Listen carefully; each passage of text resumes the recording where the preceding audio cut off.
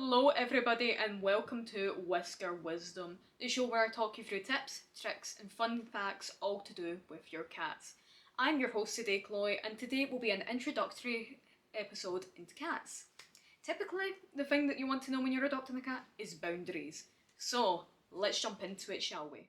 So, when it comes to my own personal experience with cats, I've lived with them my entire life. Currently, I actually own 4 of them. 3 of which I owned from kittens, 2 of them were newborns, 1 of them I adopted at 8 weeks old, which is the prime time to adopt a cat. You do not want to adopt kittens before that age as they are still reliant on their mother's milk and need the nutrients from their mother as a result. Sometimes there are cases though where if you were to find a kitten you would need to bottle feed it, but that is a whole conversation for another day. My 4th cat is a senior cat and as a result she has some more requirements in her life in order to make sure her health is in top tip shape. So, that being said, I think I'm pretty qualified to speak on this and their boundaries, because all my cats are very different to one another. So, when you are interacting with a cat and they do not want your affection or attention, they will let you know. They are very vocal with it oftentimes, or they will physically show you with their body language. Warning 1 is typically hissing. If a cat does not want you near it, if you are maybe pushing it too much to try to give them affection, if you're overstimulating them, a cat will hiss. It's their way of being like, hey, I need you to back off. Sometimes it can be done out of confusion. Cats do get confused at things and they do get embarrassed as well. But in this sense, it is a warning. You keep pushing past that hiss, you are going to get growled at, which is strike 2.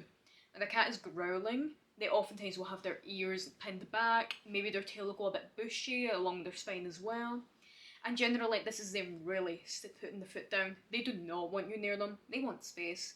You are irritating them deeply. You can also see this with their eyes as well. Cats, when they're experiencing playtime, their eyes will go big, and it can be the same when they're angered. Usually, this, as I said before, is paired with their ears being pinned back, bushy tail. They might even just try and run from you. They don't like being cornered, so try not to do that. So if you keep pushing this, a cat will strike out. They have already told you twice before, hey, don't do this, I'm not comfortable with this. You keep pushing that, then they are going to swat at you. They will swipe at you and they might even bite you as well. We want to avoid that here. So, to avoid this, I'm going to talk you through in the next segment on what to look out for in a cat's body language, as well as other little tips and tricks to keep them happy. So let's go to it, will we? Here we are at the Kitty Cafe in the Ayr. A cosy place where you can sit down, have a drink and interact with all the cats they have in store. Now, the first thing you should know about cats is that most times they will come to you if they want attention. They might meow for your attention, come running up to you or even rub up against your legs or hands. Signs of a happy cat will include their ears being perked up, their tail held high, as well as purring. If approached by a cat or approaching a cat, allow them to sniff your hands first before petting them. This allows them to get used to your scent as well as reject or accept any further affection. If the cat is leaning away, squinting their eyes, or maybe they just outright walk away, they may not be in the mood for affection right now, and that's completely fine. Cats are creatures who often like their space, and you do not want to overwhelm them, otherwise you will end up with those scratches and bites I was warning you all about earlier.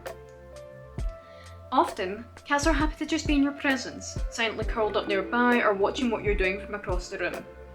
A lot of cats also enjoy being involved in what you're doing, earning them that title of copycat.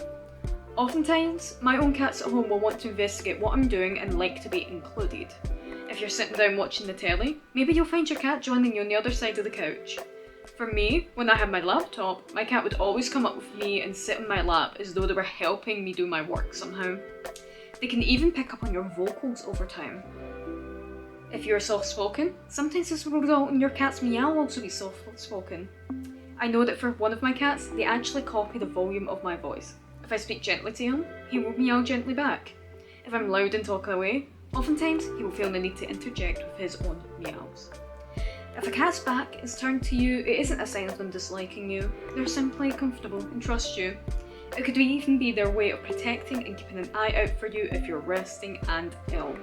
If a cat does want affection, then feel free to pet away at them following the way their fur goes rather than against it.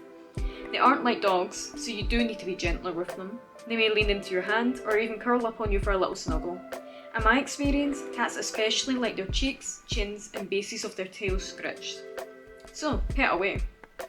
Cats also enjoy playtime, and there are so many different cat toys out there for you to experiment with. Some cats enjoy chasing balls and will even play fetch with you if you were to toss it back and forth a few times. Some like being able to kick around their toys, especially if it's got catnip in it, they will bunny kick that. And of course, others love stalking and pinning down feathers, enjoying the hunt rather than the end result. Some also just love to play with one another. It is recommended that cats always be in pairs when you adopt them, as it allows them to entertain each other as well as keep them company, especially if you're someone who is out a lot to go to work or to go to school. This ensures that they aren't lonely, as cats can get depressed if left alone for too long. There are cases where this isn't possible sometimes, for example, cats who have had bad experiences in the past when paired with other pets. But outside of that, it can be incredibly beneficial for them to have a friend. Cats also have dietary needs that you should try to adhere to. You need to make sure they are hydrated consistently. This often can be done, of course, just by giving them a bowl of water, but also through their wet food, which you want to have majority meat in. Dry food is okay for them, but it should not be the only thing that a cat's diet relies on unless it's cases, for example, an older cat who is grown up used to that. That's fine so long as you're making sure they have hydration in between. Cats also love treats, and you want to make sure that you're being good with that as well. My cats personally, they love their yogurt treats. They have primarily meat in them, but sometimes I get them a little catnip one here and there, just as a little treat for them. Otherwise, let's go to the conclusion now. So I'm afraid that's all the time we have for today. Thank you so much for watching. I hope you all learned something new, useful, or maybe you just enjoyed seeing the cats. Again, I was down at the Kitty Cat Cafe in Ayr. I will make sure to leave a link below for anyone interested in booking in or even donating, as I'm pretty sure they accept donations. But otherwise, today, that's it. I've been your host, Chloe, and I hope to see you all soon. You can reach me down at the channels RPTV and ACTV. But that does it. I'll see you all later. Bye bye.